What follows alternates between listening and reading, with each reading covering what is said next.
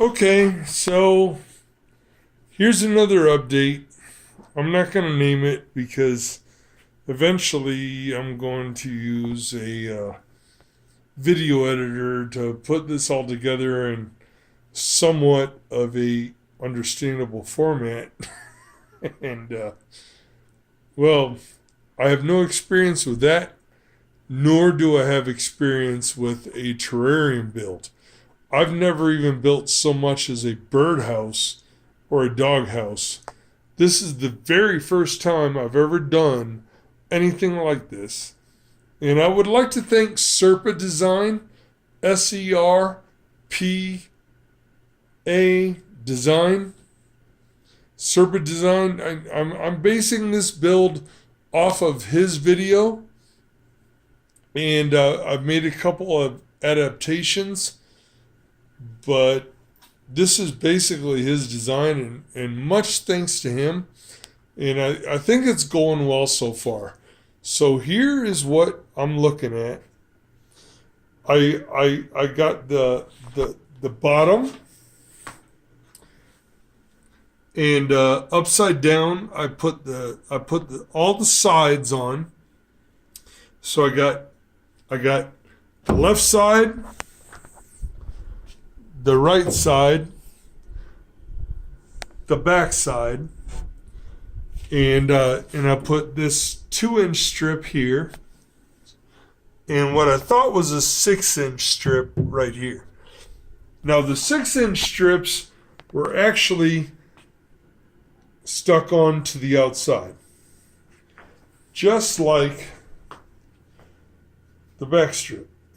So I kind of screwed up. I measured 2.5. I wanted this to be 2.5 feet deep this way, 2.5 feet wide, but I forgot to account for the width of the plywood.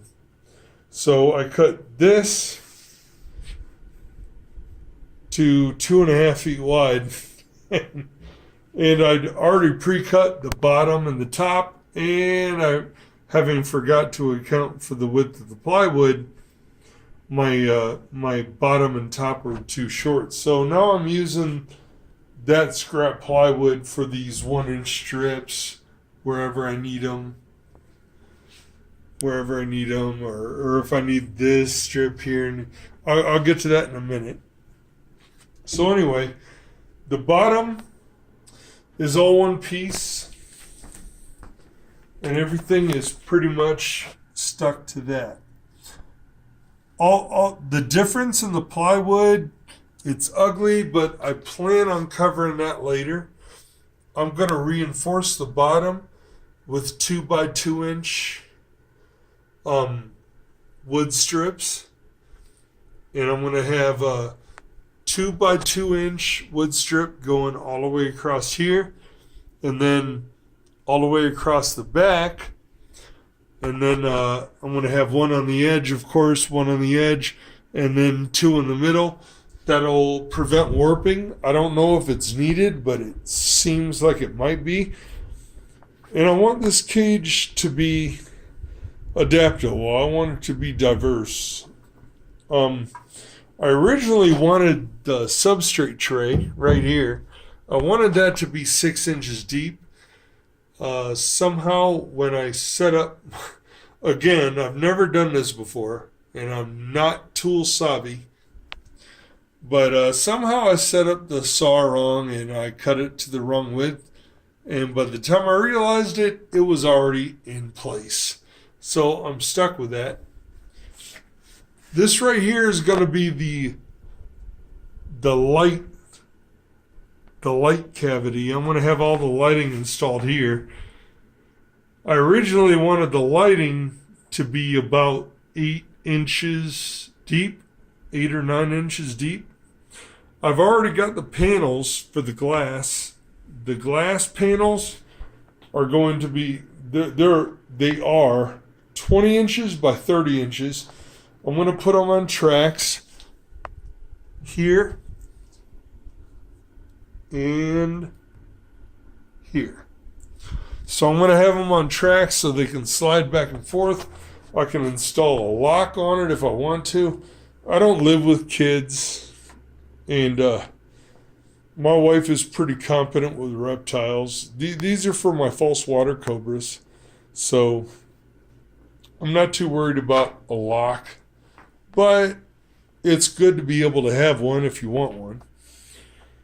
So what we're looking at now,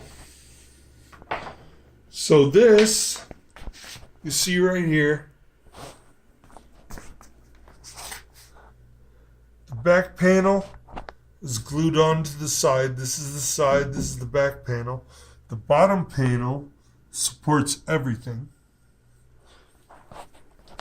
But the front panel here is glued onto the front.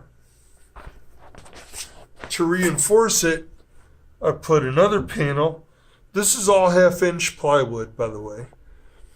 And I know sometimes they say 1/2-inch, but it's actually 3/4 inch. This is pretty much real 1/2-inch. I measured it.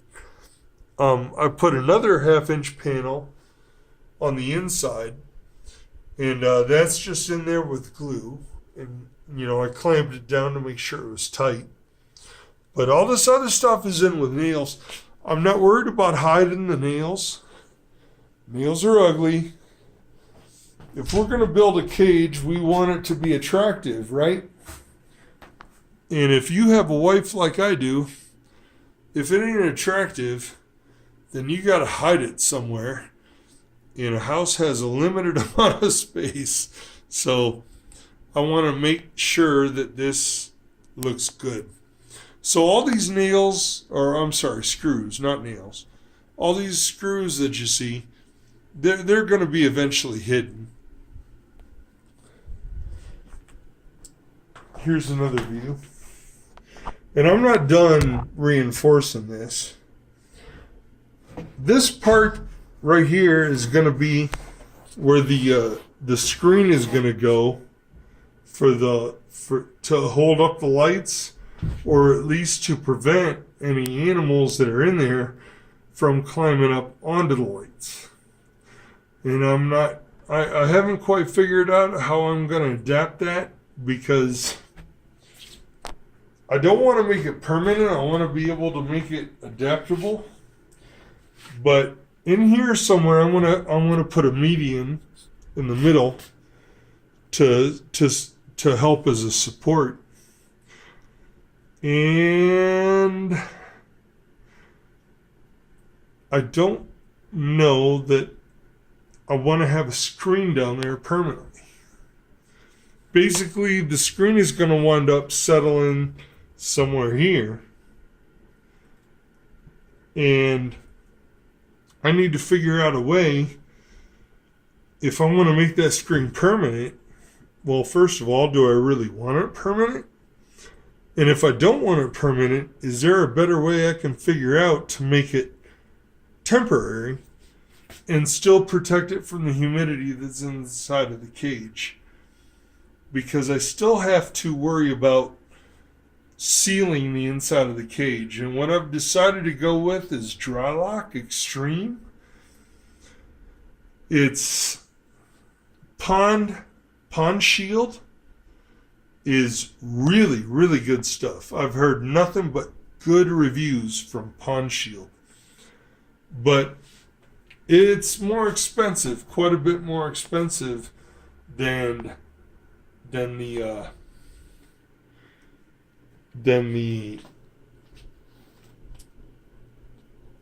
Dry Lock. And Dry Lock, well, I'm not going to have an embedded water feature in here. I'm not going to have a waterfall and a river through it. I'm not going to have a 3-inch layer of rocks and a suction pump on the bottom of it so it all circulates, feeds the plants, whatever.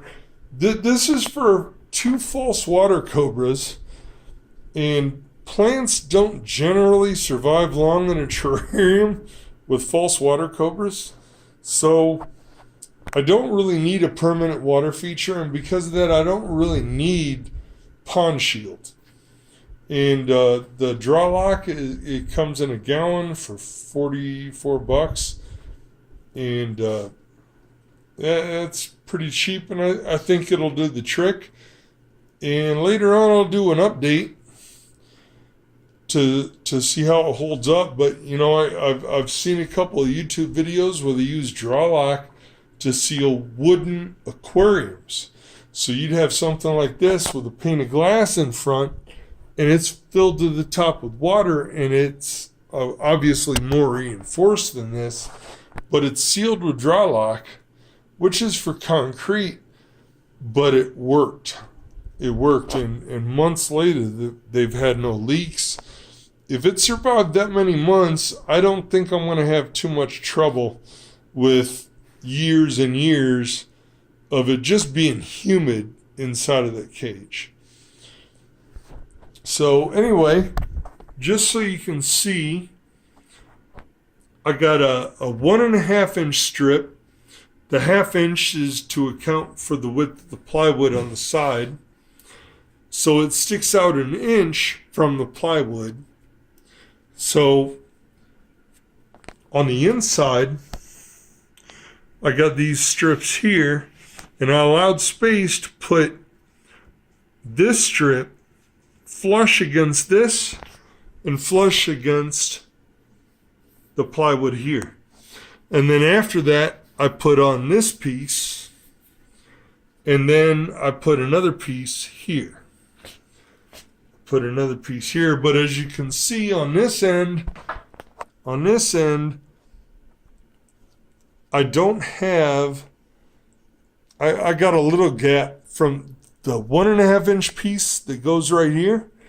There's a little, maybe a 1/4 gap inch space right here. So I'm going to fill that with wood filler, because I cut 2 pieces and I had the same problem each time. I am a total jerk off at this. I don't know what I'm doing, but I figure, you know, what's the worst going to happen? It's not holding 200 gallons of water. This is 5 feet by 3 feet by 2.5 feet, or actually 2.7, 2 feet 7 inches. So, and it's not going to be filled with water. I'm not going to have a built-in water feature. I'm going to have a substrate tray. I'm going to have a water bowl, a big one, because they're called water cobras for a reason. But where I screwed up is I wanted a 6-inch deep substrate tray, but I cut it wrong. So it's only like 5 or 5.5 inches, I forget. It doesn't matter, but the main thing is I had to decide how high this middle rail has to be. And this was the last one to go on. I put when I was building the frame, the first thing I did is I put this side, the back side, and the other side together, and then I attached this rail and this outside rail, because again, there's 2 here. I cut this one to fit inside, but this and these were all stapled, all screwed into the outside. But I screwed up somehow when I cut this, and it wasn't the 6 inches I expected, but it's still gonna work, no big deal. So I got a 12-inch deep light cavity versus a 9-inch deep light cavity. But I had to put this point here because the glass that I bought for the sliders, I got it in a track. The tracks will come in later, front and top. But the tracks require that the panel, in this case being the glass, be 7/18ths of an inch shorter than the panel that fits inside of them, the panel being the glass. So if the opening is if the glass is 20 inches, I need at least 7/16ths of an inch more in order to put the rails on and be able to take the glass panel, slip them up inside, maneuver them down to the lower track, and then drop them. And there's still enough room so that they can move around, but not enough room that someone can, like a snake, or for example, or a lizard, can just pop them out and get loose in your house. I've already put wood putty along the edges. I did a horrible job of it. It's horrible, I know, but I there's little gaps in there.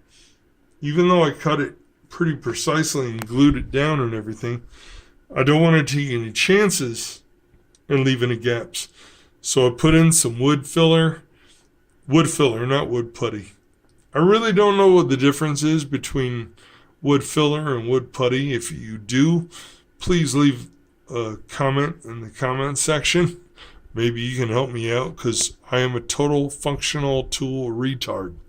Anyway, so I got the wood putty around the edges here. And what the plan is now is, after I finish the frame, I mean, I still got work to do all around here on the top. But once I finish all the framing, the next step is to waterproof the entire inside. The top of the cage is going to be the last to go on, and it's going to sit right on top of everything. The sides, the edges, I've already got it mapped out. I've already got it marked off and cut to size. And as long as this thing doesn't change shape before I put it on, it should work okay. But what I'm going to have to do is I'm going to have to waterproof the entire inside. And like I said, I decided to go with the dry lock, because from everything I've heard, dry lock will work adequately for what I need it for. Again, I'm not going to have a built-in water feature. So basically, if I were to put a divider here and make all this a water feature, and the water is directly touching the wood or whatever substrate I put in here to the wood, and it drains off the side in a waterfall and whatnot, if I was going to do that, I would definitely go with Pond Shield, because I've heard nothing but good things about Pond Shield. And my understanding is it lasts forever. However, I'm not expecting that with this. This is my first build. I'm not going to sweat too much about it, because I can always do this again. And this is a pretty cheap build. Plywood, to start out with, I bought 3 sections of plywood. And had I had them cut it at Home Depot the correct way, instead of being a doofus and forgetting about the 1/2 inch plywood here and for the top and bottom, I wouldn't have had to buy a 4th sheet of plywood. Hey, what can I say? I'm a doof. So, but anyway, using all the extra plywood in 1 inch and 2 inch and 1.5 inch strips, it works out pretty well, because by the time this is done, all the corners will be reinforced. This is still early stages. So right now, this is even on both sides, all the way to here. And the next step is to put a brace, a 1 inch by 1 inch pine brace here. And of course the tracks, I mean, there's a lot of things in this will change, so I'm not going to get into too much detail, because I'm a doofus, and this will change, because I'm eventually going to screw it up and have to totally redo it. So anyway,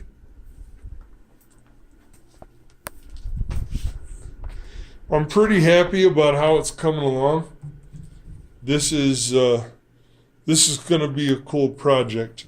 The lid will be the last to come on. I'm going to waterproof the entire inside here.